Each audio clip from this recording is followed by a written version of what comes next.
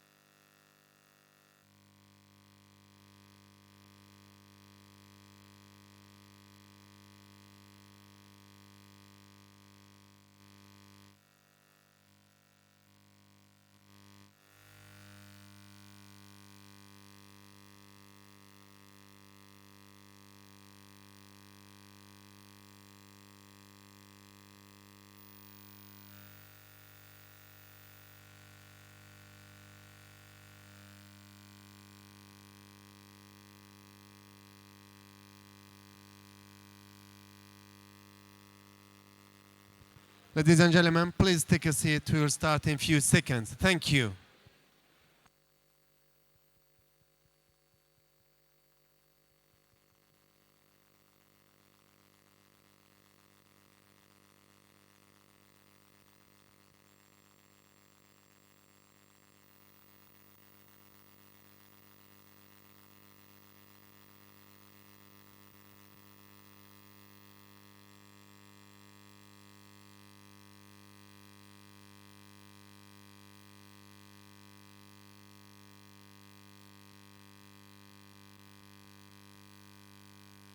Ladies and gentlemen, please take a seat. We will start in a few seconds. Thank you.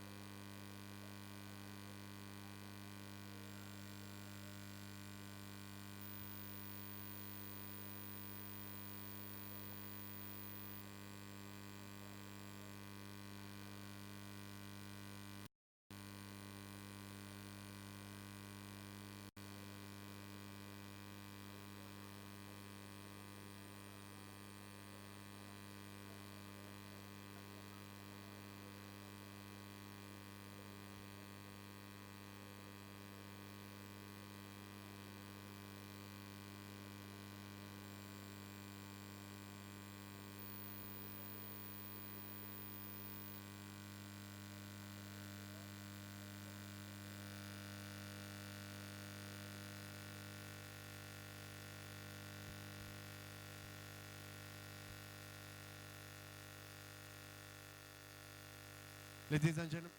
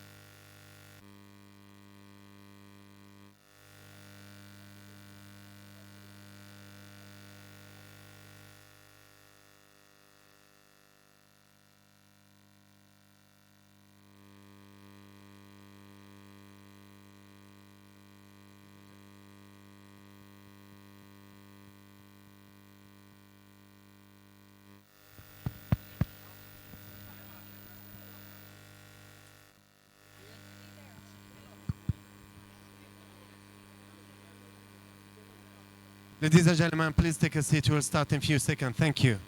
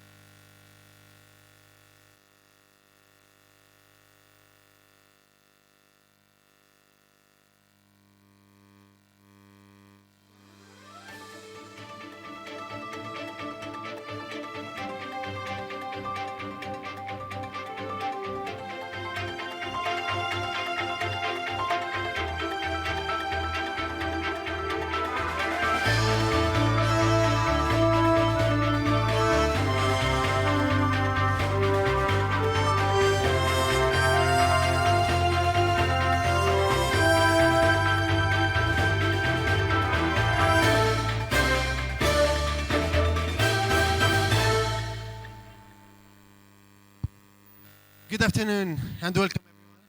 Ladies and gentlemen, I'm very happy to be among you for an important event. You're in the right place. Tunisia Investment Forum under the theme Invest in Tunisia, the next opportunity. I'm honored to introduce you famous journalist, Courtney Finger, editor FDI, Intelligence at Financial Times. Hi, Courtney. I'm very pleased to be on the stage with you and to be later sharing the stage with some of the most important people in the Tunisian investment environment. You will have the responsibility to manage and moderate the next debate and also the fireside talk, special interview with the head of the government in a few minutes. But today, Tunisia has undergone many changes on behalf of the economic and political system. Tunisia is today. Microphone, please.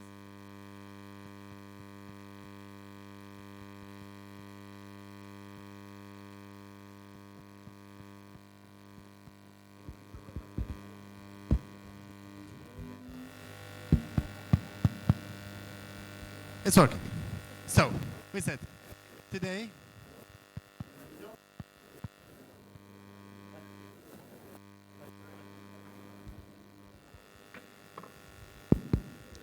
So we said that today Tunisia has undergone many changes on behalf of the economic and political system.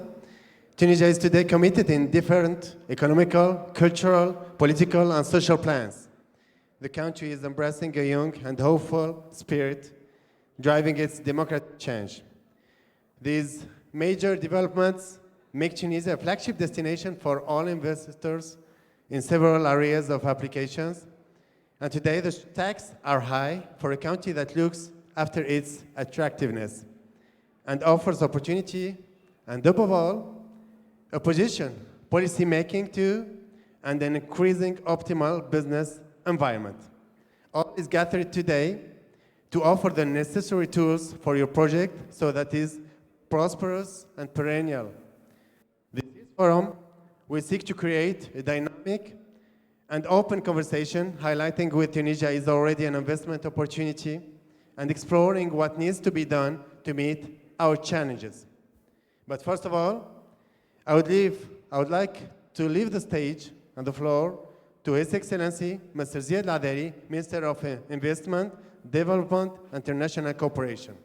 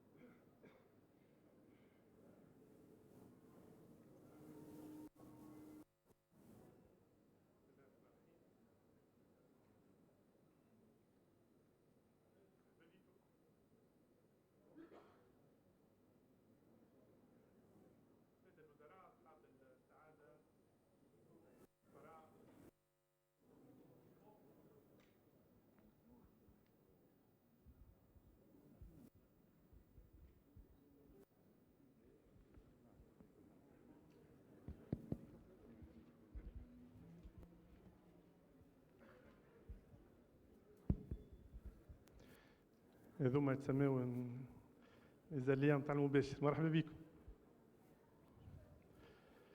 سيدات والسادة الوزراء، أصحاب السعادة السفراء، السيدات والسادة أصدقائنا، مرحبا بكم. حاب نشكركم الناس كل ساعة اللي جيتوا في الوقت الحار، في المناسبة المهمة اللي نحب نحيي كل اليوم من شرفنا بالحضور، واللي إن شاء الله باش يواكب معنا أشغال المنتدى تونس للاستثمار. حاب نستسمحكم باش نتكلم باللغة الإنجليزية لضيوفنا اللي حاضرين معنا واللي ما يفهموش بطبيعة الحال اللغة العربية.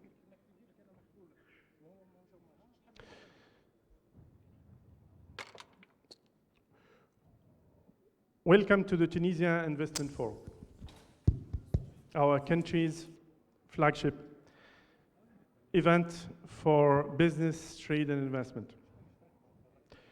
Welcome to all our friends and partners, particularly those who join us for the first moment. We are very delighted to share with you this great moment, and we are looking forward to having an open, frank, productive and fruitful discussion all together. We want you to know how Tunisia could help your business grow and flourish here in this country. And we want also to learn from you and to hear from you about your expectations and aspirations here in Tunisia, and how you would like to see the government better address them. Thank you really for taking the time to share with us this moment. And I would like to thank especially all those who worked hard for months and months to make this event happen. I'd like to thank the FIPA team for their tireless efforts to produce this event, our partners, especially Expectation State, our sponsors, and all Tunisian contributors. I'd like also to thank our Prime Minister, who will join us in just a few minutes, my colleagues also, for their support and their participation.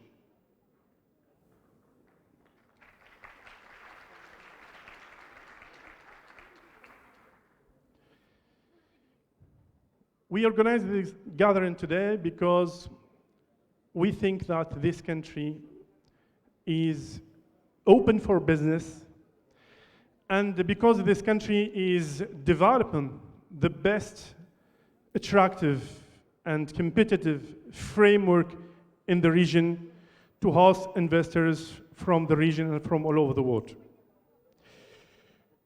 We think that Tunisia is the best, the ideal destination for investment now in the region. We believe in it. And we gathered you today to share with you this belief. We believe in this country. We believe in its youth. We believe in its people. We believe in its men and women. We believe in its huge potential. It's a huge economic potential. And it's a huge potential in every field and in a wide range of sectors and industries. We believe in this country because the most valuable asset of this country is its people. This country invested a lot in education and the human capital development. Maybe some of you know that when the World Bank came to Tunisia in the early 60s and met the leader Bourguiba, the former President Bourguiba, and told him what we can do for you. He said, a program for education. It was the first program of education financed by the World Bank in the world. This means that there was a huge awareness about the importance of education from the beginning in the first years after the independence.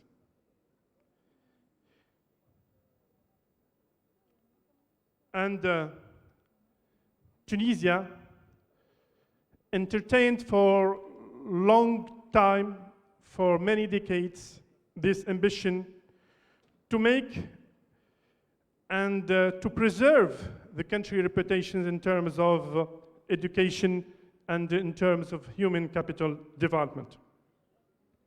Many international groups, like General Electric, told me that it is 3 or 4 times quicker to find and hire the right talents here in Tunisia than anywhere else in the region. And let me share with you this great news today.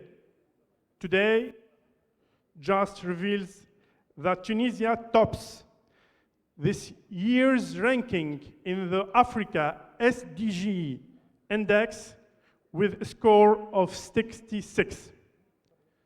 Just revealed today. That means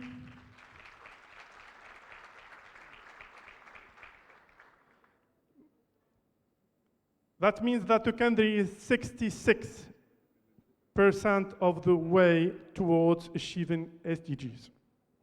SDGs, Sustainable Development Goals. Tunisia tops the ranking in the whole African continent. We gathered you today because we believe that this country is your gateway to Africa. We believe that this country, the heart of the Mediterranean, between Europe and Africa, the Middle East, is really your hub, could be your regional hub and your gateway to the whole region. Thanks to the different free trade agreements, including the last one, Tunisia just joined the COMESA region, as you know, we offer access to a market of more than 1 billion of consumers. Tunisia offers also a lot in terms of infrastructure.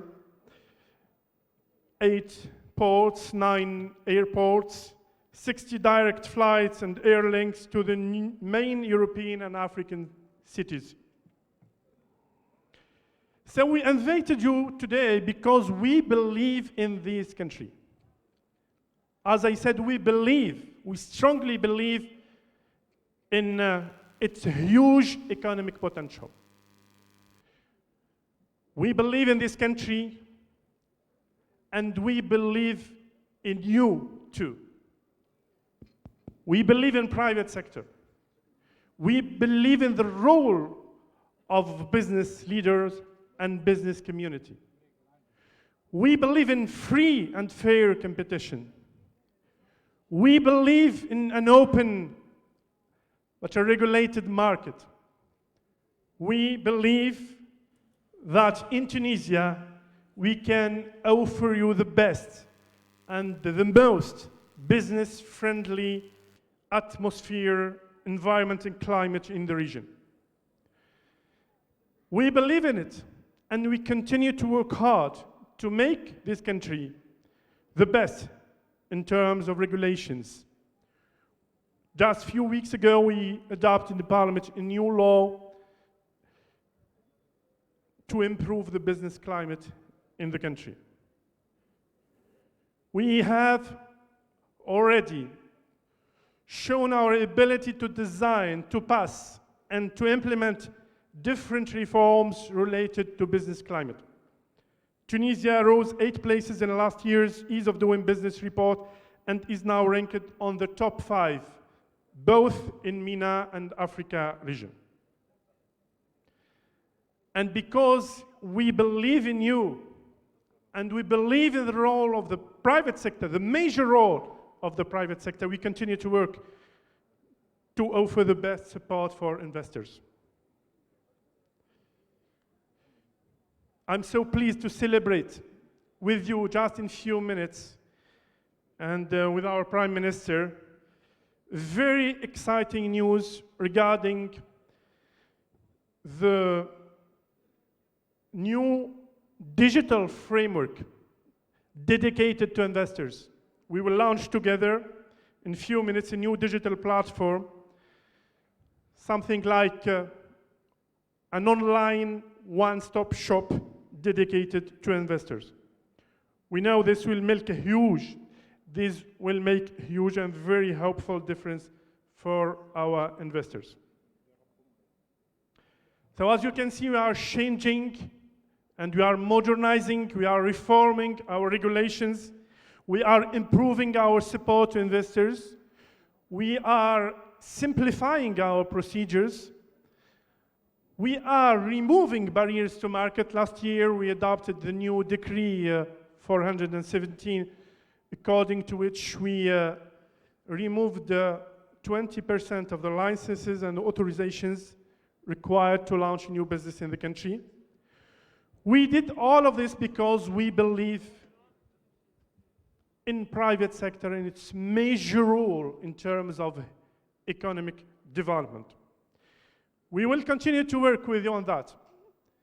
And we will continue to work with all of you to make sustainable and fruitful and win-win partnerships between private sector, government, and different companies here locally who are also joining us from Tunisia and from a wide range of sectors. We share the conviction that Tunisia is now living a very special moment in its history. We are writing together this new page of history. We hope that we will work together to make this page of history something brighter than before, brighter than ever, something who can offer the most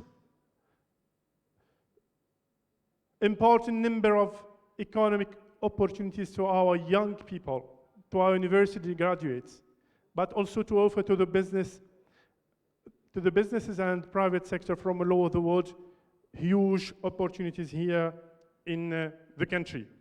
So we welcome all who want to come explore new opportunities and follow those who already trusted Tunisia and now represent our best and most committed ambassadors. Here, some of them are present in this forum, and some of them will have the possibility and so the opportunity to also to share reflections with all of us. So I would like to thank you again, and I would like to emphasize the importance of such gatherings in terms of sharing new and fresh ideas, and also in terms of improving the quality of the dialogue between private and public sectors. Je tiens vraiment à remercier toutes celles et ceux qui ont vraiment fait l'effort de nous joindre aujourd'hui. Je tiens à dire que nous serons toujours à l'écoute, continuerons à travailler ensemble, main dans la main. Pour nous, il est très important que la qualité du dialogue que nous pouvons instaurer ensemble pour un meilleur avenir pour la Tunisie, mais également pour l'ensemble de la région, soit aujourd'hui à la hauteur des attentes, notamment des jeunes, des régions, du secteur privé, des entrepreneurs et des créateurs. Nous voulons que cette région d'Afrique, du sud de la Méditerranée, cette région du monde arabe soit une région où démocratie et prospérité vont ensemble main dans la main. Je souhaite que nous faisions tous l'effort de travailler ensemble main dans la main pour que cet espace méditerranéen que nous partageons avec beaucoup d'entre vous venus du nord de la Méditerranée soit un espace de prospérité, un espace de solidarité, un espace de paix, de stabilité et de sécurité. Je tiens vraiment à remercier Monsieur le chef du gouvernement qui ne va pas tarder à nous rejoindre pour un dialogue avec Madame Courtney de Financial Times, de FDI. Je souhaite encore une fois que cet événement, notamment dans le cadre des panels qui se tiendront demain, mais également dans le cadre des ateliers et des workshops qui seront organisés, offrira à chacun l'opportunité de pouvoir s'expliquer sur les raisons qui l'ont fait intéresser à la Tunisie, les raisons qui feraient en sorte que s'il n'a pas encore franchi le pas, qu'il vienne dans ce beau pays, qui s'installe, qui crée des emplois, qui crée de la richesse, de la valeur, mais également pour ceux qui sont là, dire comment on peut faire pour les aider, pour mieux les accompagner, de manière à ce qu'ils puissent en faire davantage. Encore une fois, merci à vous d'avoir accepté notre invitation. Nous serons vraiment très heureux de continuer ce dialogue durant ces deux journées. Et encore une fois, merci et bravo à toute l'équipe qui a fait un travail formidable pour faire en sorte que cet événement soit à la hauteur des attentes. Et encore une fois, désolé pour les aléas du live qui ont fait que parfois les micros n'ont pas fonctionné comme il se doit. Merci encore et bons travaux pour le forum, pour le Tunisian Investment Forum. Merci beaucoup.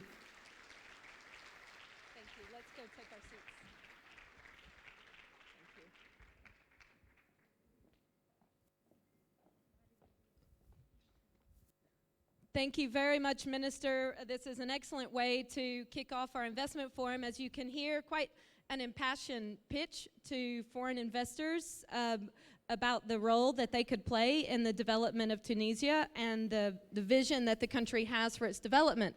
But of course, for companies, investing in a market is not necessarily just some act of altruism, although there are benefits to these investments. It has to have a business case, and the companies have to know that they can find proper returns and adequate business environment. I know there are definitely steps taking place in Tunisia to improve even further. We've heard of some of the wins that have already happened in terms of moving up some of the business rankings, and these activities are continuing. And we will, in the media, continue, in the business media anyway, continue to follow those developments.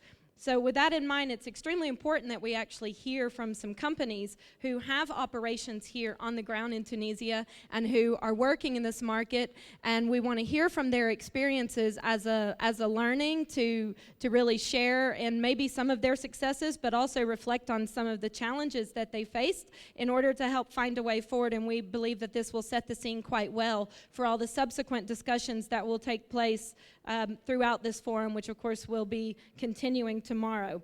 So with all that said, let me please invite up my esteemed panelists, and please come and join me here on the stage when I call your name. First up will be Arnaud Bertrand, Global Managing Director for Public Services and Government at EY. It's probably a good opportunity for me to issue a blanket apology to all of the gentlemen if I mispronounce your name. I'm trying my best. This is a price you pay when you have an American to do this kind of moderation. Next up is Dominique Moxon-Trich, who's a Global Director of Public Policy at Bolt. This is a ride-sharing technology company which has actually recently, I think only about a month ago, launched here in Tunisia, which is very exciting, and we'll be hearing a bit more about that. Next up is Philippe Vogelaar, Director of External Affairs at Vodafone, of course a company that you'll all be familiar with. Also Jeremy Hodera, co-CEO and co-founder of tech company Jumia. Yeah, it's a little bit of a game to find your, to find your seat. And last but not least, Mark Shui, Vice President of Public Affairs for Huawei, another company that you will all be familiar with. Now, I would ask the gentlemen on the panel, of course, to be as candid as possible. We want to have a bit of a fluid discussion and really understand your strategies as relates to Tunisia and what your experiences have been like. But first I want to ask, I'm going to pick on Mr. Shui first, if that's okay, and ask you first to tell us about Huawei's presence in Tunisia and how the company views the market.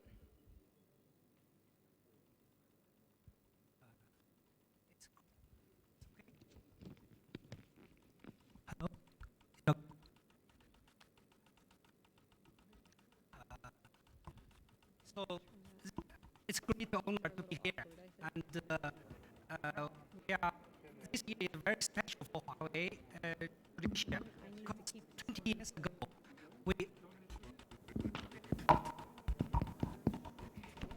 very good. Maybe a hand mic, yes. Thank you.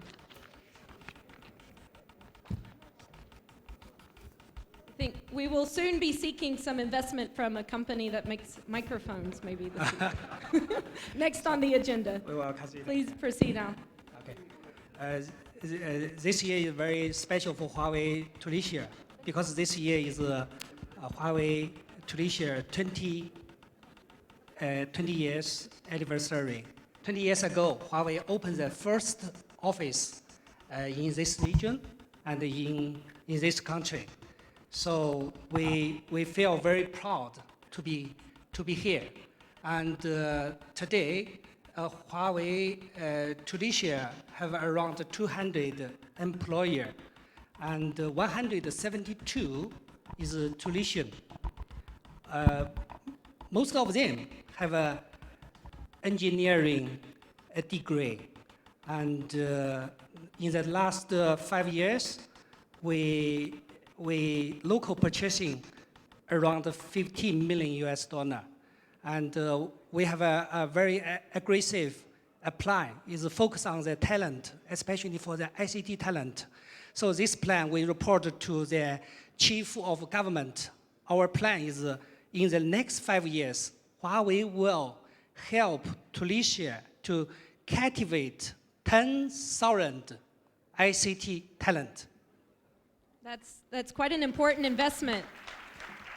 I guess you're employing, as you said, something 172 people, Tunisians here. I assume it means that you're already finding some good skills present in this market, even though you're going to invest in building even better skills. Correct. How do you find the workforce here? I think this is a benefit of this country. You have a lot skilled ICT talent, so it's easy to find this talent. And we have one region center. This region center is a support many Africa countries which speak French.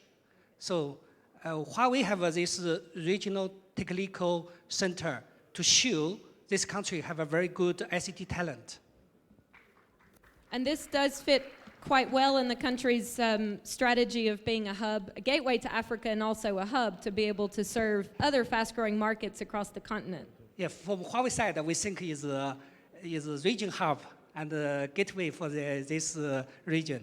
Great, thank you. And we want to hear from some of the other companies how you see Tunisia's place in the market, in the global value chain, and its workforce. But I want to ask about Vodafone, which is also supporting development of ICT sector here.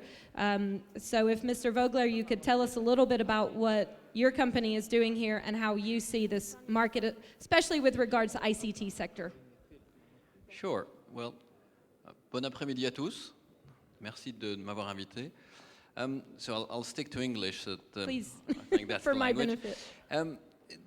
For the ones who don't know Vodafone, Vodafone is a company created by two guys in 1985 in the UK.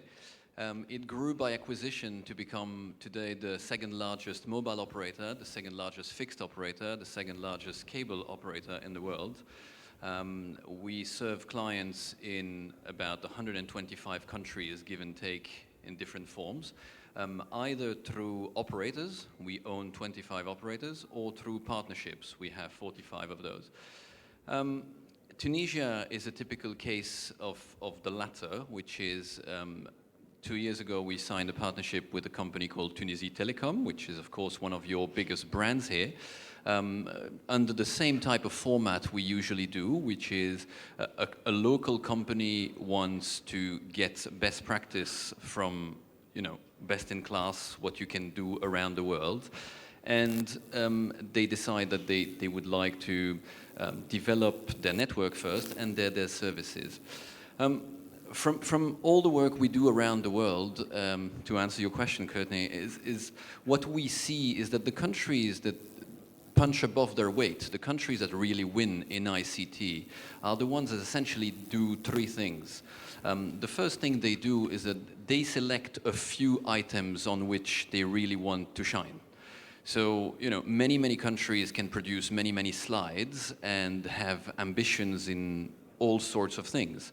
Now, the best way not to achieve those is to try to achieve them all at the same time. It's much better to focus. So the second point is about implementation, which is lots of countries focus first and foremost on having ideas and plans rather than on the implementation of those ideas and plans. What we see is that the countries that can focus most of their energy on implementing very concretely a few plans succeed more. And then the third one is, frankly, that the countries that succeed more are the countries that buy those services. So yes, to the public authorities in the audience, if you want certain development services to really change something, the first clients of those services have to be ministries, have to be public authorities. You're not going to change the education system, for instance, of any country by having an education plan that is not being purchased by the Ministry of Education, and when I say purchase, is embedded into what they really want to do. So with Tunisie Telecom, if I can have another minute, we've been working on, of course, network elements, also on services that could bring investors to Tunisia, and on services that would allow Tunisians to go abroad with a view to attract more investor in Tunisia. And three of those are really coming to mind at this stage, which we would really recommend the country to push on. The first one is obviously financial inclusion. If you look at statistics from OECD, for instance, about 40% of people nowadays in emerging markets are living just above poverty line. So that's the low middle class, as it's called. And about 50% of the world's population in emerging markets do not have access to banking services. Now, it's not just banks, it's the insurance that goes with it, it's the microloans, it's all the ecosystem that goes with it. So the first thing we would definitely bring in a country which has an educated population and that is eager to be financially inclusive, would be to bring mobile money. We know what we're talking about that because we invented mobile money 15 years ago in Kenya.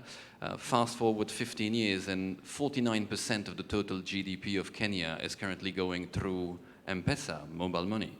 So it's quite impressive. This is something you can really make a big difference with, and it's not incredibly difficult to do. The second point would be mobile agriculture. It's a fact, again, statistical fact, that a connected farmer around the world makes an average of 30% more revenues than a non-connected farmer. You have a very large agricultural population in this country, so we would deeply recommend that the country adopts an IoT platform, so an Internet of Things platform, that allows them to position agricultural services to farmers, and those are when you plan crops, what you need to do, etc. And then, of course, helping also cutting the middlemen so that the people in the fields can get direct access to the market. Of course, to support all that, you need to touch on education, which is, you have a very advanced education system here, which is excellent. That being said, it's fair that like in most emerging markets, it's not touching everybody the same. One of the ways to make sure that people do have access to the same type of high-quality education is to make sure that this education comes through technology. You have tablets, we have products like School in a Box, which allow you to connect people via tablets to a central hub, and therefore everybody gets access to the same education. Je repasse au français pour terminer, simplement pour vous annoncer que j'ai le plaisir, ce sera le cadeau de Tunisie Télécom et Vodafone pour ce sommet, c'est que pour ceux d'entre vous qui vont aller en Europe cet été, pour chercher des investissements ou discuter d'investissements, nous allons lancer à partir de fin juin un package spécialisé dans le roaming en Europe pour que les Tunisiens qui vont aller là-bas puissent rester sur des tarifications qui soient, disons, très acceptables pendant le fait de faire leurs affaires. Merci pour votre temps. Thank you, and forgive me if you touched on that just now, but on these metrics for success that you spelled out, how is Tunisia doing? Well, it's a bit too early to tell, to be fair. I mean, we've engaged in conversations last year. We've met a number of authorities, ministers. What we can tell is that the quality of the willingness, you know, you have to have an appetite. You have to really want to do something, and that is really there. You can really feel when you talk with people that they are eager to see this country shine, punch way above its weight. I mean, I hear all the time people telling me, oh, but you know, we don't want just to be a great country, we want to be a great country in the region. That is formidable. It's really the right way to start the conversation. Now, on the implementation plan of it, frankly, it's still work in progress. I know about a number of attempts that have been made to define plans, and some of them have been made, like the digital plan that exists. Now, implementation plan, frankly, Courtney, some of it has been done, some of it is still a bit lagging behind. What you need, you know, one day, if I can share a story, I spoke with the central bank governor of Kenya a couple of years back and asked him, but why did you do this, 15 years ago? Why did you do this instead of relying on the system to just build itself? And he said, because it was too complicated.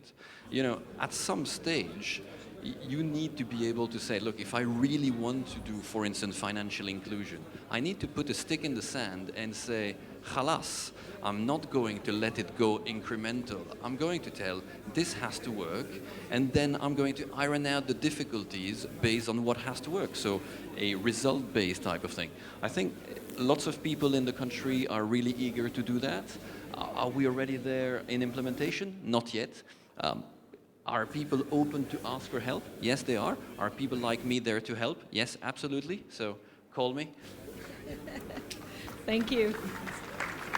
And this is part of the purpose of a discussion like this also, is to talk about what needs still to be done, but the direction is progress, and this is good in of itself.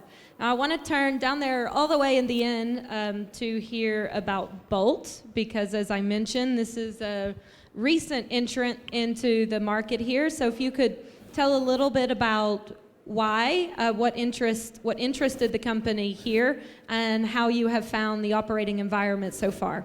Absolutely. Thank you very much for the opportunity to speak. So for those of you who haven't heard of us, Bolt was formerly known as Taxify. We are a smartphone app, a transport platform, so enabling people to get reliable transportation around cities. And across Africa, we run a number of other service lines as well. So, for example, in Kenya, we run motorcycle taxis, which are called boda bodas.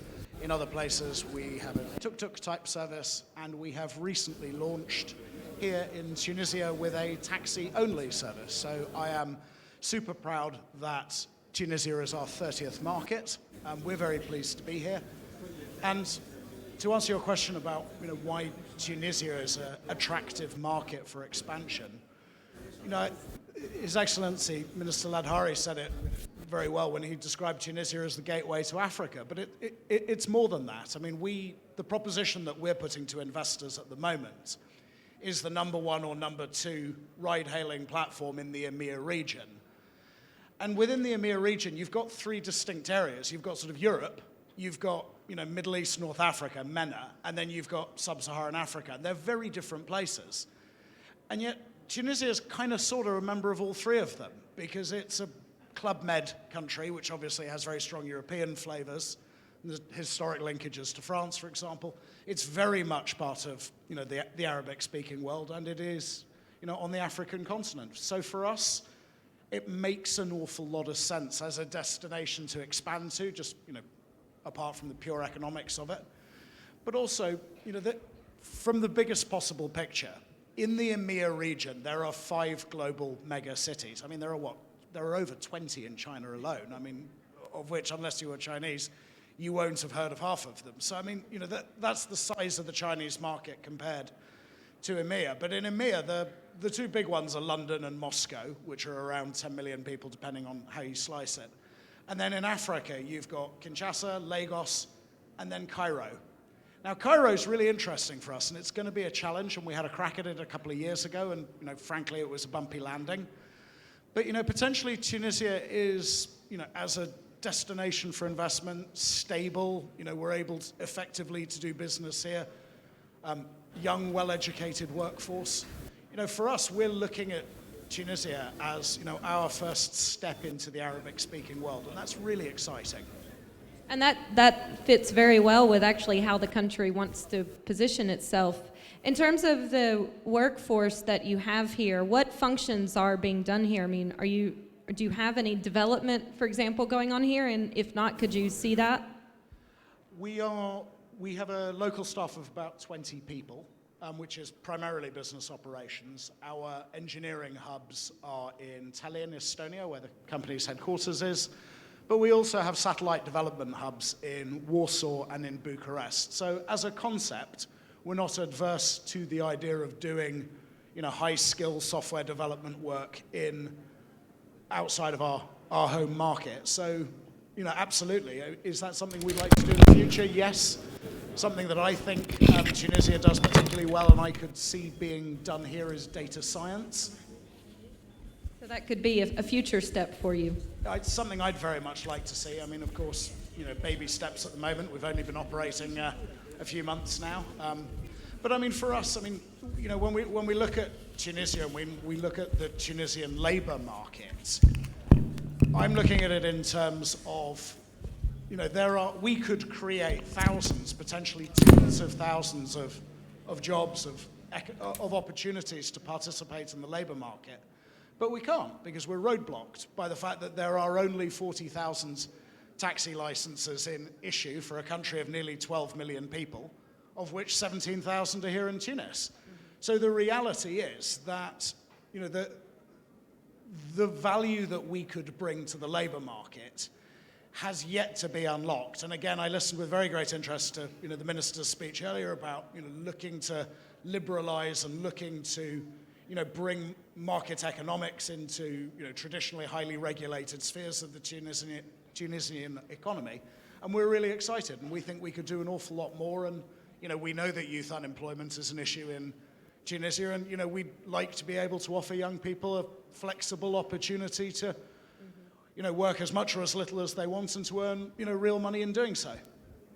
So that's something that we could, you know, put to the government here, is the need to offer more flexibility in the labor market and other regulations in order to help a company like yours be able to expand in the fullest way possible. Yeah, absolutely. I mean, our experience, I mean, as I said, we're in 30 countries around the world now. Our experience of when you go into a new market and you find that there is very real regulatory resistance to people being able to get an opportunity to be economically productive, that's almost and every time a symptom of regulatory capture. That's where regulation has stopped working for the Tunisian consumer and has started working in favor of the people who have maneuvered themselves into a position where they're able to extract economic rent. Like I said, we could create, you know, thousands, potentially tens of thousands of opportunities in Tunisia, but, you know, unlike a certain American app that I'm sure we're all familiar with, you know, we make a point of operating within the 4 corners of the law in the countries in which we do business. We've never been kicked out of a market. So, and, you know, we intend to continue to work in an open and cooperative and collaborative way with Tunisian public authorities. Thank you very much. And if you can start passing the mic down this way, I'm going to come over to Mr. Hadara. So you heard it. Be sure to download your Bolt app now, I guess, everyone, if you've not done that already. I was excited to know that you're in London as well, after being canceled too many times by your competitor on my way to the airport. Now, Mr. Hadara, tell us a little bit about Jumia, what you have going on here, what potential you see here for further development and expansion. And also, you might want to react to anything that any of your colleagues have said so far. Thank you very much. Very nice to meet you, everyone. My name is Jeremy. I'm the co-founder and co-CEO of Jumia. Jumia is the #1 e-commerce platform in Africa. We started the business 7 years ago. Now we are present in 14 countries in Africa, most of the largest countries from north to south, east and west Africa. We are really focused only on African countries. We are a marketplace. So what does it mean? It means that we help sellers propose their products online to our consumers. We help our consumers reach more products at a better price with a better experience than what they can have sometimes in the brick and mortar world. And we help our logistic partners deliver those products. So we are a technology company providing this ecosystem with the application, the tools, and the technology for our marketplace to grow. So that's what we do in general in Africa. We have been present in Tunisia for a few years now. And the #1 reason is that Tunisia, for us, is a great market. E-commerce, for us, relies on a strong and growing middle class. That's what is about e-commerce. It's not for the rich upper middle class. It's really for the middle class to access to products in a more easy way. And for us, the middle class in Tunisia is very strong. It's not something in the news, in the headlines about a potentially growing middle class. It's here and it's real. There are a lot of sellers, a lot of brands. Consumers have access to internet at a good price with good speed. And so the market is very strong here in Tunisia for us. It has played, as a result, very well.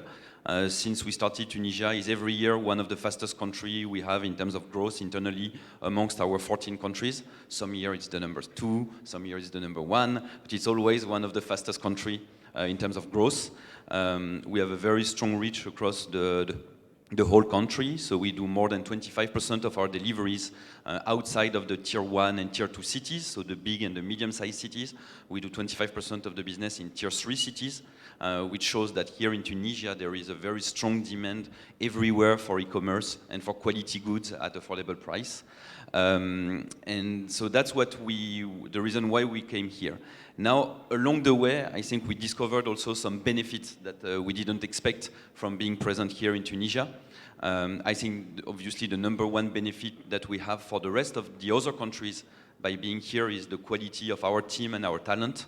We had about 20 people 2 years ago. Now we are more than 200 employees directly, and there are about 2,000 jobs that have been created at our sellers or our logistic partners by operating the business of Jumia. So a lot of job creations, but job creation that benefits the entire company in the rest of Africa. We have I think we have 10 or 15 Tunisians that have started here and now work in other countries to bring what they learned and what they have built here in Tunisia in other countries, either in North Africa or the rest of Africa. And we also have a lot of very strong partners here, which means we bring our teams from the rest of Africa here in Tunisia to do some of their operations. So we had 2 or 3 weeks ago, we had our 13 other chief marketing officer who all came here in Tunisia to shoot the new TV commercial of Jumia, because the quality of the media landscape here in Tunisia is very strong. So we have been shooting all our TV commercial here in Tunisia for all other countries. So that's also one of the benefits, not only of having very good team that can go and help other countries, but also having a great industry that can benefit our other African countries who come here and benefit from it.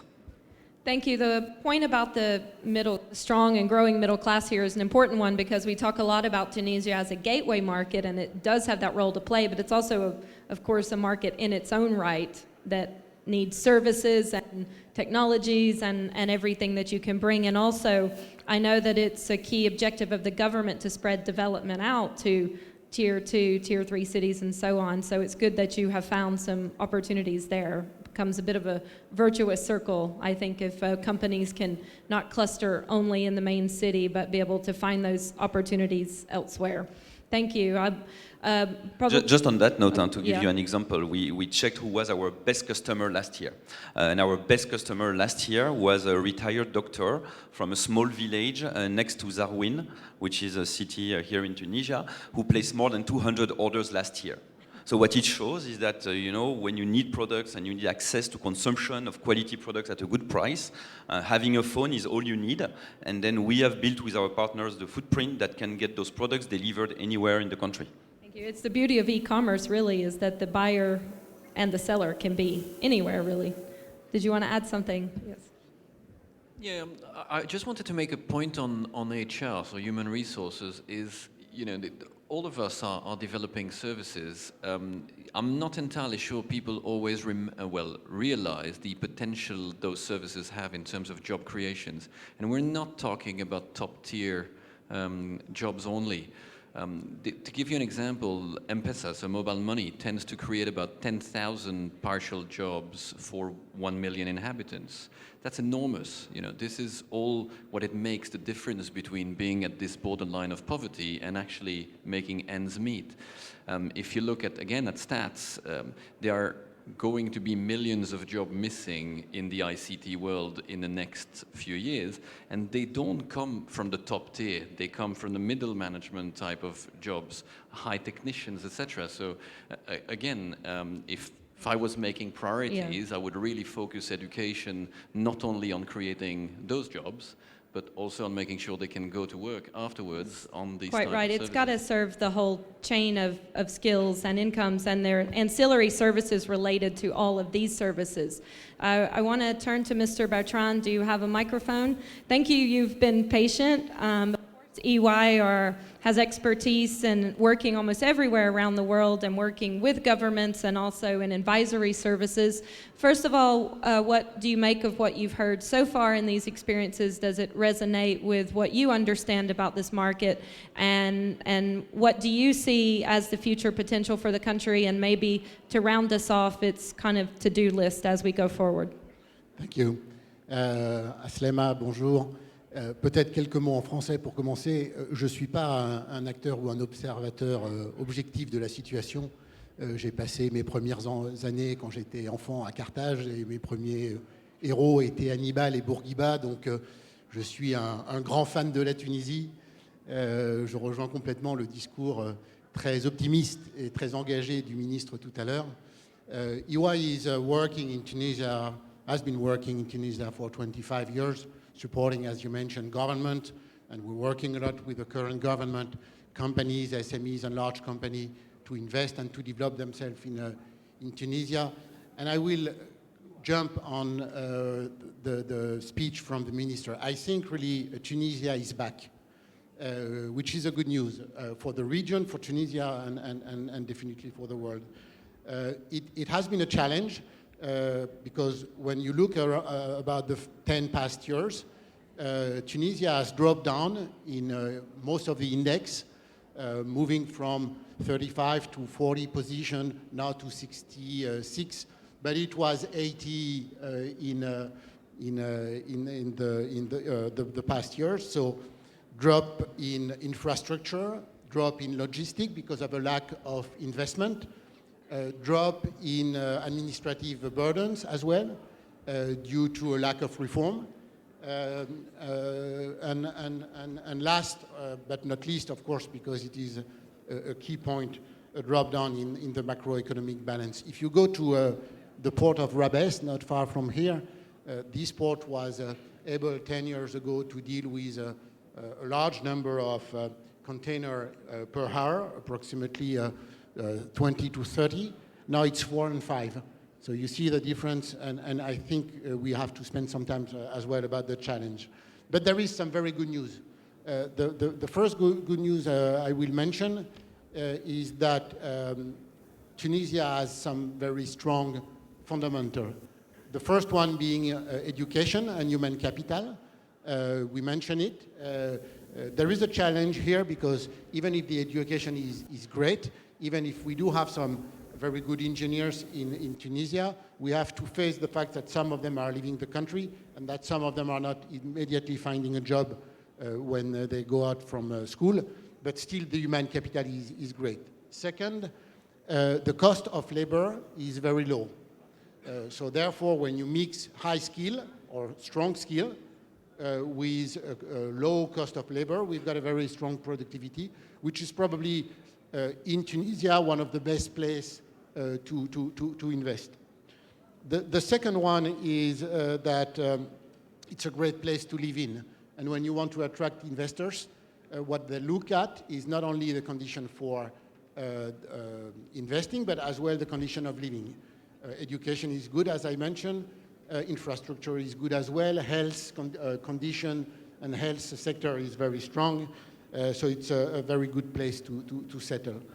As it was mentioned, it is as well a gateway for Africa, even if it's still to be strengthened in the future year, but the situation is that one. I would mention two recent trends that are as well very important. The first one is that the government over the 3-4 past years did invest a lot in entrepreneurship, and we see now a lot of companies, small and medium enterprise coming out. And the second one is definitely the startup environment. The government took this year a major decision with the Startup Act. But before of that, over the 3 past years, we have seen a lot of fundraising. The last I'm aware of was with InstaDeep, with working on AI, and there is a lot of startup working on AI in Tunisia, and they were able to leverage on 7 million fundraisings, which is quite important. So you've got fundraising, you've got capital risk, and the Startup Act is going to boost that by facilitating change issue, custom issue, and so on. The last one I will mention is that there is some very strong platform in Tunisia, a very strong industry dealing with the end-to-end value chain like automotive, aeronautic, digital, and so on. And when you mix this entrepreneurial attitude or development, this startup, and this platform, I would say, it's really the best way, and it was mentioned by some of you, to build a situation where investors can come because they can integrate a complete value chain. They can work a lot with a lot of SMEs to support them on their development. So I think Tunisia is definitely a great chance, a great place to work in and to invest and to live in, I can assure you. But there is still some challenge. One of them, and when we have done an index last November last year, going to some entrepreneur to ask them what was the big challenge for Tunisia, and the one that came first was the state reform and fiscal reform. So there is some challenge ahead of us, but I think we are in a good shape. You are in a good shape, and that the future is bright. Thank you very much. And we're about to conclude. We've got just about 2 minutes left, so I want to come back to Mr. Shui. We started with you, and we will end with you. So you've celebrated now Huawei 20 years. 20 years from now, what will be the scope of your operations here? If you were to look in the future, what can you imagine the future of Huawei in Tunisia? It's a very challenging question. What we forecast is the world will become connected and intelligent world. So maybe we cannot say in 20 years, but we can say 2025. So in 2025, the world will have 100 billion collections. Before we just collect people to people. Now we collect people to machine, machine to machine. So this is a big opportunity for Tunisia. So what for Huawei? Yes, we have to wrap up now. Courtney, I think we have to welcome the head of government who does us the honor of being with us. Well, we heard part of the future, but it's all about connections. Thank you very much to all of you for your time and your insights. Round of applause for them, and I will move over there to greet our special guests. Thank you. Once more, thank you. Courtney, for the managing of this interesting and passionate debate, and added value and some great ideas that will be the base for a new thinking approach. Thank you. Hi, thank you. Nice to see you again. Okay, well, we have a really wonderful treat for all of you here. We've just, had this panel of businesses operating in Tunisia telling us how they view the potential of the country, and they are overall quite bullish. They are finding they rate the workforce very highly here. The skills levels are good. Investment in education impresses them. Always there's scope for more skills development, but they rate your workforce very well and the skills. There's concern over previous backsliding of reforms, but encouraged by the new reforms and the forward progress that the country is making. So we want to get a reaction to this and to hear about some of the plans from really the top man. And I am delighted to have with us here the head of government of Tunisia, His Excellency, Mr. Youssef Chahed. Welcome to the stage here. Now, I'm aware you didn't get to hear the whole of the panel, but again, the general feeling is that companies that we talk to, largely from ICT sector, are feeling very confident about the country. They buy in quite strongly to the idea of Tunisia as a gateway to Africa. They're buying into the workforce and the skills levels and the tech capability here, and are very keen to work with you to help be able to unlock even more investment. They would like to maybe see future reforms, more liberalized regulation, more flexible labor market.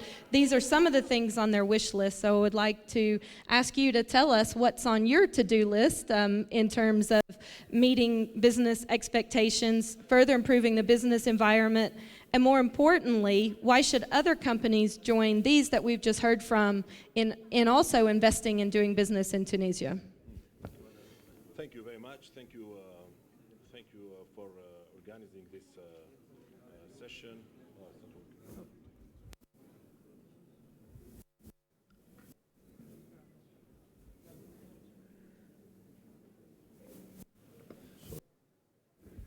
Thank you. Yes, I mean, I think today investing in Tunisia, I mean, I can give you short answer why to invest in Tunisia. The short answer is that Tunisia is a very, very competitive country. Let's say the leader in Africa in terms of cost efficiency. The long answer, I can give you 10 reasons at least why to invest in Tunisia. I'll give you at least 3 important reasons. And I think I understand that many of the investors here today mentioned those several points about the workforce in Tunisia, a skilled and productive workforce at very competitive pay levels. We have around 65,000 graduates a year. Second is about developing infrastructure in Tunisia with easy access to power generation, electricity and energy, and digital infrastructure with a network of international communication, cost effective. And the third is about Tunisia's position. You know, we are just 1 hour flight to Europe and open to neighboring countries and to sub-Saharan countries. So Tunisia has a strategic position. We have an association agreement with the EU, and recently we signed an agreement with COMESA, North and East and South African countries. So those are several reasons why you should invest in Tunisia. But of course, Tunisian economy showed strong resilience, strong diversification. This is a democracy, also important. And also there is a country solvency, because we can see Tunisia is attracting a lot of donors and international donors, and also, let's say, a pleasant living environment in Tunisia with all this rich culture and diversity in Tunisia. Another microphone? There we go. Thank you. So we've had an opportunity to enjoy some of this amazing cultural offerings and food and so good on food. here. Excellent food. I've done some global benchmarking studies on that, and I can attest it's very good. Now, This should be on the top 3. it definitely is a top of the agenda, and definitely top of the list of positives about Tunisia, and there are actually many when it comes to investment, some of which you have just outlined. Investors will always want to know about challenges and risks so they can make their kind of business cases balanced. And we know, of course, Tunisia had security problems in the past, which caused some downward pressure on foreign direct investment flows. So Matt, now is a good time maybe for you to tell us how the country has bounced back from that and what reassurances you can offer companies about safety and security here. Yes, as I mentioned, Tunisian economy showed strong resilience during the last 7 or 8 years because as everywhere in the world, we were attacked times by terrorist attacks in 2015 and in March 2016. And when this government took place, the number one challenge was about security. So it was a very strong challenge, and we spent a huge amount of money in training our security forces, in buying equipment, and I'm always talking about, I give just one number, Tunisia now is spending more than 15% of the budget to security. And I think we succeeded in that. Since 2016, we did not have any major attack in town, and of course there is no zero risk, but I can say that today Tunisia is not less secure than any country in Europe, because this terror is attacking everywhere in the world. And of course, this gave strong result, for example, on tourism activity, since all the European countries, for example, left their travel ban in Tunisia. That's why we expect, for example, 9 million tourists this year. And of course, FDI, we can see increase in FDI because the goal of this terrorist attack is to impact the economy, to impact FDIs, to impact tourism. So today now Tunisia is recovering, the economy is recovering, and thanks to the security in place. And I know that you're opening your doors, of course, to re-welcome global tourists to the market, but also crucially, global investors. What can you tell us about steps that have been taken to further strengthen the business environment and security for investments in the financial sense and the ability of foreign companies to operate easily here? Yes, building an enabling environment was top priority for the government because, as I mentioned, when we arrived in 2016, those attacks and other things impacted the inflow of foreign direct investment, and we can see increasing numbers from 2016 to 2019. We tried to work on how to build an enabling environment, how to unlock the potential of growth of Tunisia. There is a huge potential of growth here in Tunisia. We try to simplify all administrative procedure by reducing all those barriers to investment. We try to simplify the investment code, trying to give incentives, financial and fiscal incentives to investors. Foreign investors today in Tunisia with the same rights than local one. Intellectual properties, several areas of work, especially in the legal framework. And recently we just adopted what we call the investment law that really try to unlock, as I mentioned, all those areas where we can win some growth, and also internet. We try, for example, to make a digital public tender exclusively, so this can make better transparent environment. So as a result of all that, we just won 8 places in the doing business in 2019, and I expect to win at least, let's say, 5 places more to be for 2020. So this enabling the economy is recovering in Tunisia, growth is back, tourism is back, several sectors are back after difficult years. And as I mentioned, the transition to democracy has a cost, and probably the economy suffered during the first years after 2011 revolution. But I think now the future is we can be positive and we can be optimistic. Yes, democracy is a messy business, as we've learned definitely in the UK recently.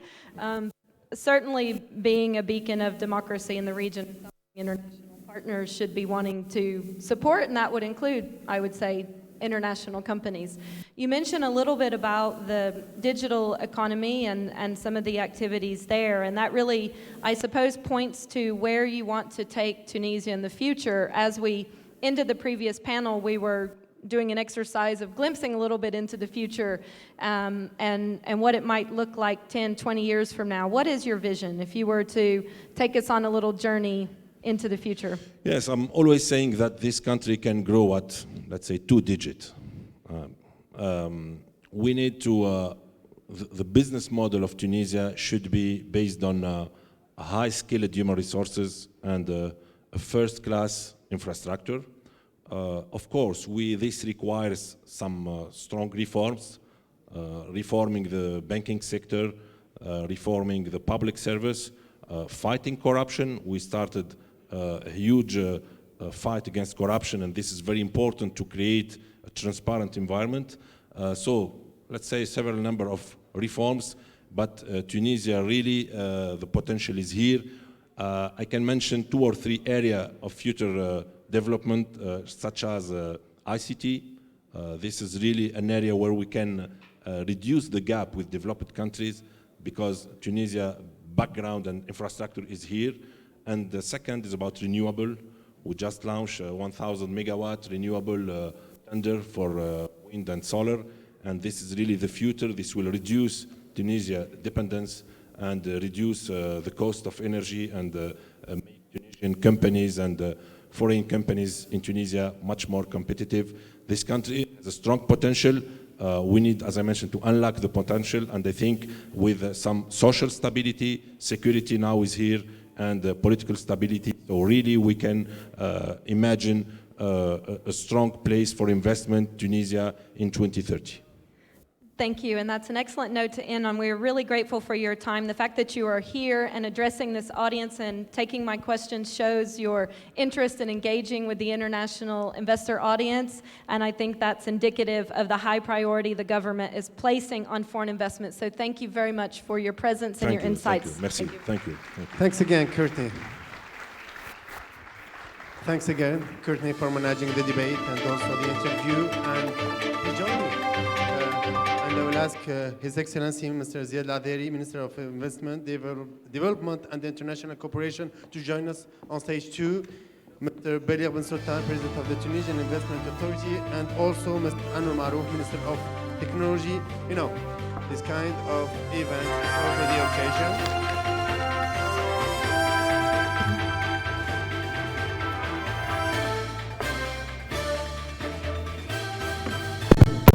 It's also the occasion to make big announcement, and Mr.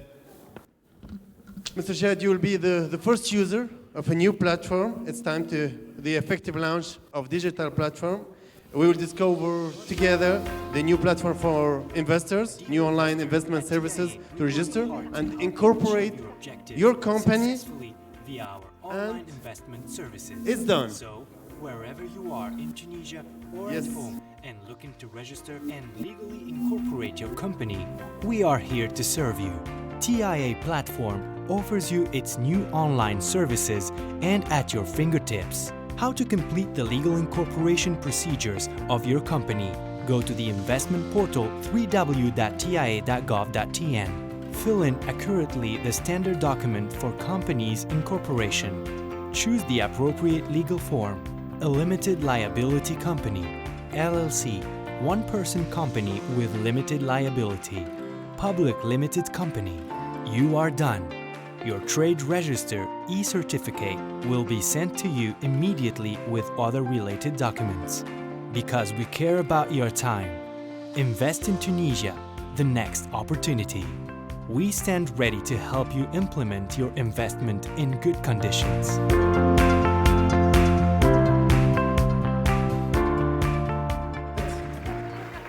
As you said, you will be the first user of the platform.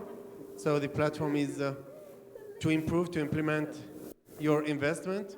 So go ahead. Document à joindre, nature du document, formulaire bénéficiaire. Votre demande a été soumise avec succès. Le dossier juridique de votre société vous sera transmis dans les 24 heures, 24 hours. So, okay, you have to follow the, okay, that sounds good. So, congratulations to everyone who worked on this platform. And it's also the occasion to launch, and now we are going to present 5 awards. 5 awards as a sign of gratitude for the efforts made, for the energy provided to the service of investment in Tunisia. The selection and the choice criteria were defined by a committee that led to these laureates' choices, of course, and granted to foreign companies based in Tunisia. The FIPA awards are given in recognition to their positive contribution to enhance partnership links and commitment to be a discontinued part of Tunisia economic sustainability. So let's start with the Investor of the Year, Leonie. Leonie, and I will call Mr. Mohamed Al-Arbi Ruiz is here, and the amount of investment and number of employment are the criteria. Avec la connexion, on peut tout relier. Avec la connexion, tout devient possible. Chez Leoni Tunisie, la connexion est notre quotidien. Tout a commencé en 1977, lorsqu'on était petit. Mais avec une bonne connexion, toute chose petite grandit, prospère et prend de la dimension.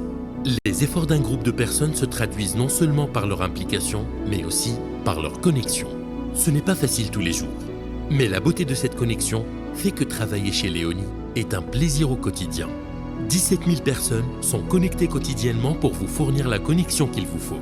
17 000 hommes et femmes se donnent au quotidien pour que Leoni soit le modèle à suivre. Ces hommes et femmes constituent la véritable richesse et le véritable capital de Leoni. Mohamed Al-Arbi, j'ai 54 ans, je suis d'origine de Psaken et j'ai fait mes études aux États-Unis, robotique, master en génie électrique, spécialité robotique. Le Tunisien est capable de faire la magie. Une fois il est bien orienté, une fois il est bien guidé, il peut faire l'excellence. C'est à travers cette culture d'excellence que nous devons être meilleurs et personne ne pourrait être meilleur que nous. Notre connexion crée l'amour, le dévouement et la passion pour que Leoni Tunisie soit toujours le modèle à suivre. We love Tunisia. We care. Leonie is 48.5 million Tunisian dinars, of course. We are talking about 950 jobs, and in 4 years we are trying to reach 5,000 jobs. Sounds good. Nouveaux emplois. And new jobs. Okay, so for the Innovation Award from Anwar Marouf, Ardia, and I want to call Catherine Maé, member of the Executive Board.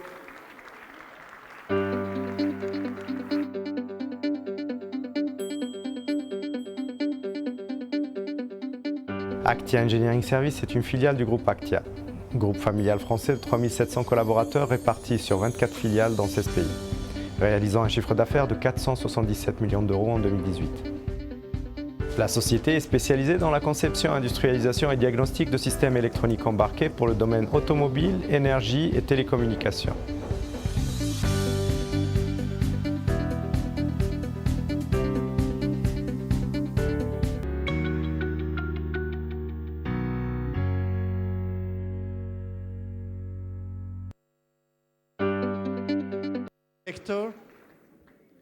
And it began to develop the Ardia Africa Center from Tunisia, which targets 800 engineers. Thank you again.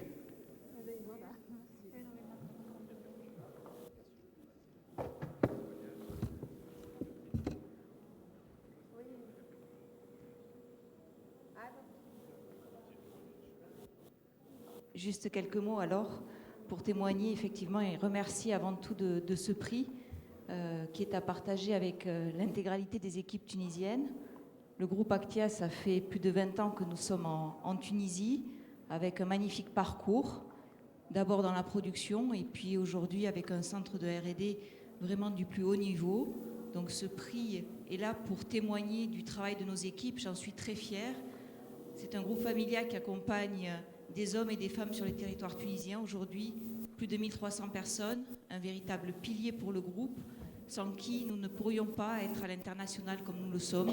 C'est un partenariat de longue date et en tant qu'entreprise familiale, je compte le perpétuer encore pendant de nombreuses années. Merci vraiment pour cette reconnaissance et merci aux équipes. Toute la reconnaissance, la gratitude pour les efforts déployés, pour l'énergie investie justement, pour avoir ce fleuron dans notre petit bout de terre appelé Tunisie. Merci encore une fois. Allez-y. And now, the Inclusiveness Award, Yazaki.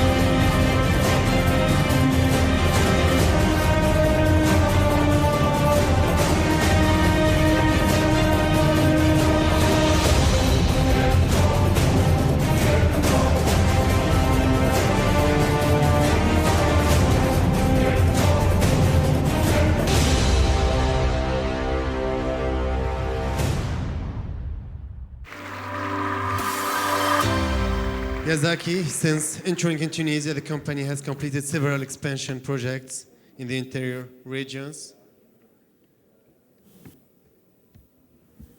Thanks again, Mr. Yamada, and all the team, the whole team of Yazaki.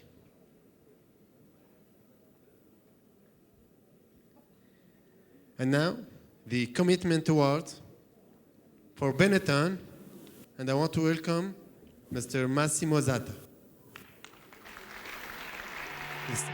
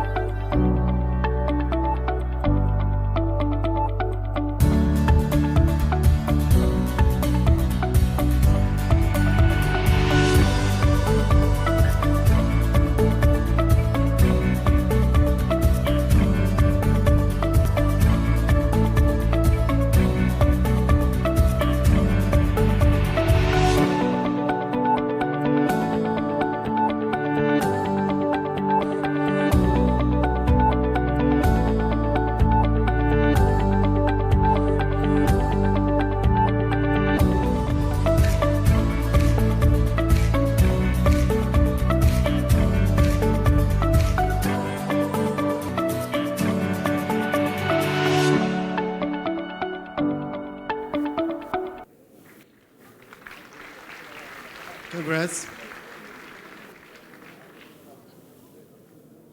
And I have a question. Local production represents how much compared to the world production of Benetton? In italiano. No, no. La produzione tunisiana. Sì, vai. La produzione tunisiana di Benetton, come si dice già, représente combien par rapport à la production mondiale? La presentazione mondiale. Nous sommes in Tunisie da oltre 25 années.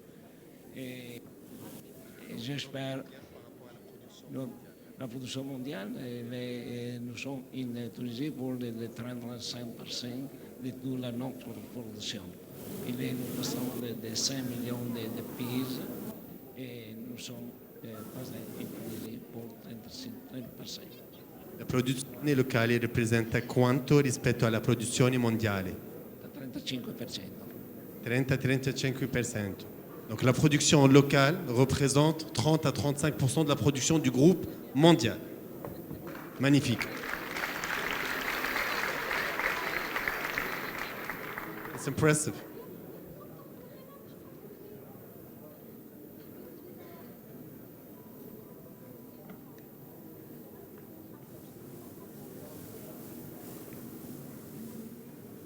I invite you for a group photo with all the awards. Please join us. Just for Mohammed, obviously. I'm sorry for that. Thank you so much. And now I invite the Diaspora Awards. Mohamed Malouche, Tunisian American Young Professionals.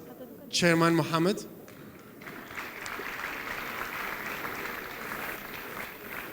President of Type, known for his contribution in the promotion of Tunisia abroad, US.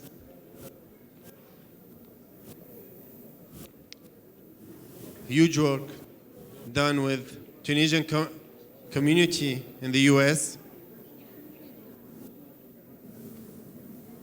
Known as a rock star in Washington too.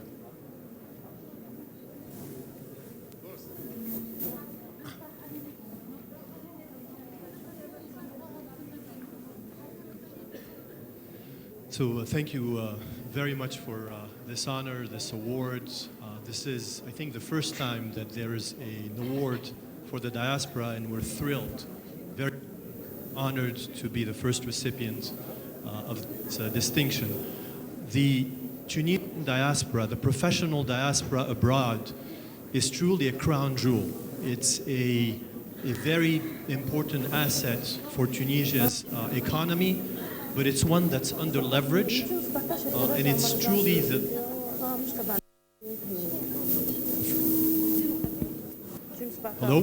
the first natural investor, as well as, frankly, an ambassador for Tunisia, for Tunisia's image, and an advocate for Tunisia. And that's exactly what we've been doing at Type. We have been empowering Tunisian professionals in the United States to deliver Tunisia's value proposition to their local chambers of commerce, their think tanks, their university, making them mini ambassador of the Tunisian cause, and essentially making them feel good about it. We've also done a number of programs to promote Tunisia across the United States, have built a network of friends of Tunisia in the US. So I just want to say that, you know, the diaspora is really important. It's a force that you leverage, and it doesn't matter that, you know, Tunisian professionals do not live in Tunisia. If they want to help, they will help from anywhere in the world. It's a question of will. One last thing about Tunisia's value proposition. I think Mr. Head of Government has made an excellent job describing it. I'm going to add women and civil society, because they're so important, you know, to Tunisia's value propositions. And I want to really give a big hand to our women, our civil society, and our entrepreneurs, and tell you that this country's value proposition is truly amazing, very competitive, and that we're able to embrace all the challenges and development opportunities, because these development opportunities exist. Nobody's perfect, but they're manageable, and the positives are truly outweighing the negatives. Thank you. Thank you, Mohammed. Thank you for being you. And you are starting to see results of all the work made by TAPE and by you.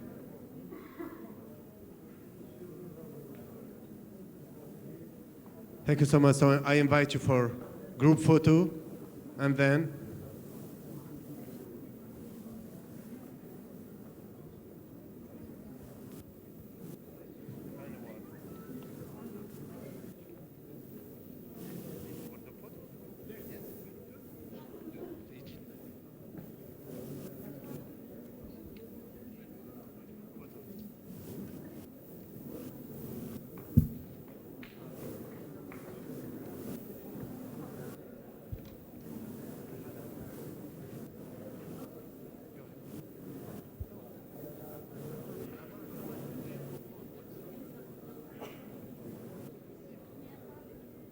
congratulations again. Mohamed Malouche, Benetton, Yazaki, Ardia, and Leonie. Thank you again for the investment, for the employment. Thank you. And now,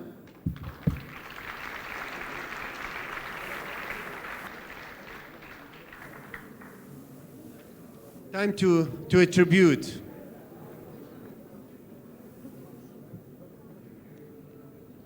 And please, Mr. Yusuf Shed, the very time for tribute. This year, we lost a big man, yeah. One of the greatest ever in the Tunisian industry, Abdullah Ben Ayed. Founder of Fulina Group, Abdullah Ben Ayed is pioneer in modern poultry farming. He participated in the development of Tunisian economy and management. And I want to call Slim Ben Ayed, Abdulhab's son, to join us on stage. Slim.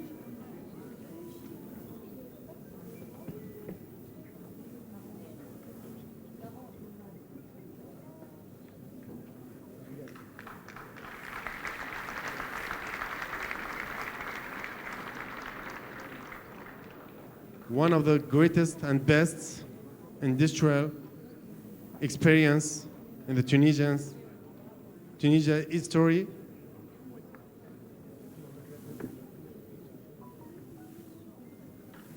One of the builder of the modern nation.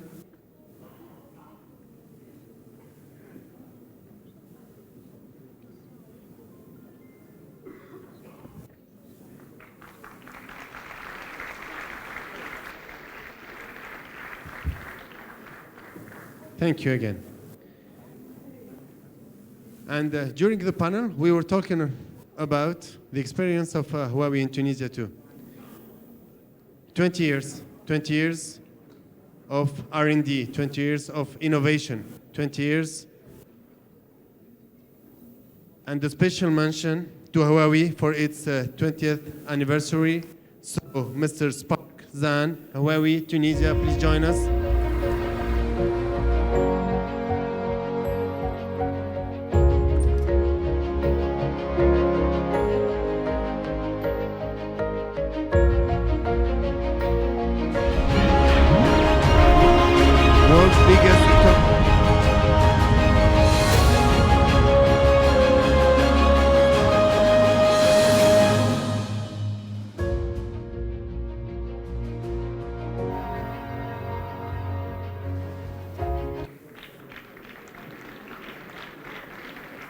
And I would like to thank Huawei too for being a sponsor of this edition of Tunisia Investing Forum. So Huawei, EY2, Jumia, and GIZ, all the sponsors, all the organization team, and all the members of the team. I would like to thank you all again, and for being part of this opening today. Your presence has been meaningful. It helps to remember that this event is really, really important.